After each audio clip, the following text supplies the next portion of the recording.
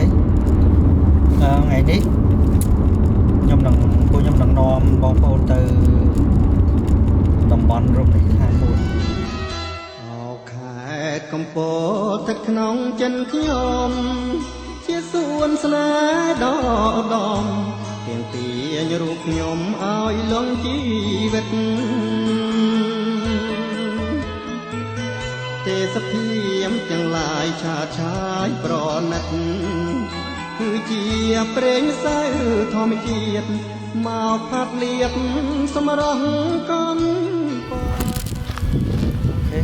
ឡូវដល់នាតាយាហើយខ្ញុំចូលទៅមើលទុកអត់ទៀតអូខេ let's go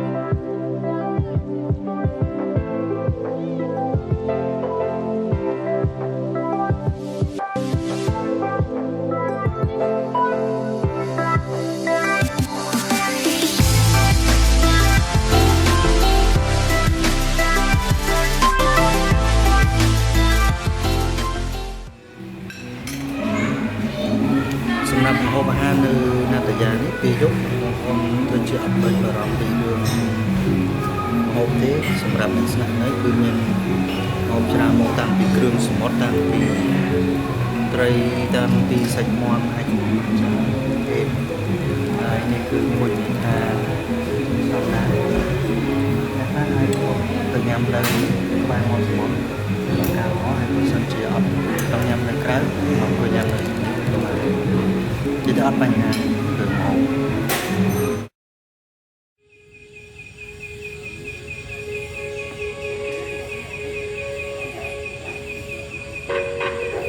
If our love was a fairy tale, I would charge and rescue you on a yacht that you can sail.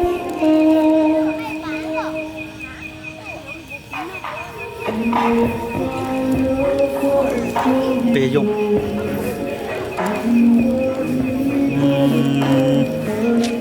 bên mình được chở phần tay từ xa còn lại thúng chân ở nơi hạt lăn ngọc lăn cho này đến phố ấy ở bungalow này đi hai chiều chờ nãy thì tới chờមានតាមខេត្តកន្លែងខ្លះគេចង់បានជានៅក្នុងព្រៃកន្លែងខ្លះគេចង់មានកន្លែងវារដាអង្គុយធំហើយកន្លែងខ្លះនៅទៅមុខសមុទ្របើយើងយកទៅមុខសមុទ្របើកទ្វារទៅបើកទ្វារមកសមុទ្រវាមានចាប់ពី70រៀលទៅដល់200ជាងក្នុងមួយយប់គេ cover អាហារម៉ោង2ហើយ check out ម៉ោង12ហើយព្រោះ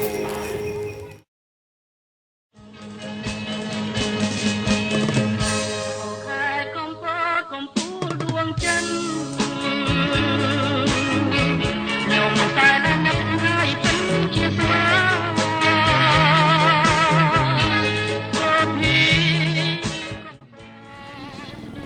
តែទៅ check out ម៉ោង12តែឥឡូវទៅម៉ោង10ពុយសិន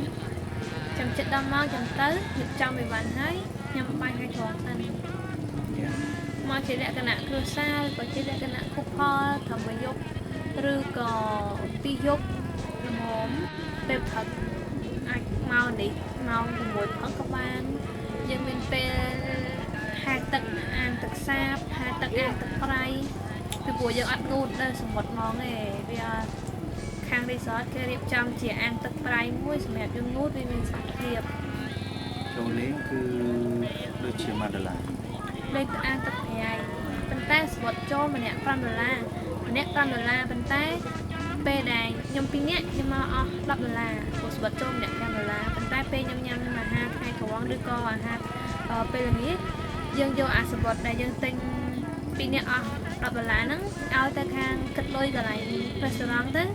គេគិតចូលទៅក្នុងហ្នឹងហើយ មកហូបអស់20ដុល្លារអញ្ចឹងហូបអស់តែ10ដុល្លារយកសវត្តនោះទូទាត់វិញបាន អូខេ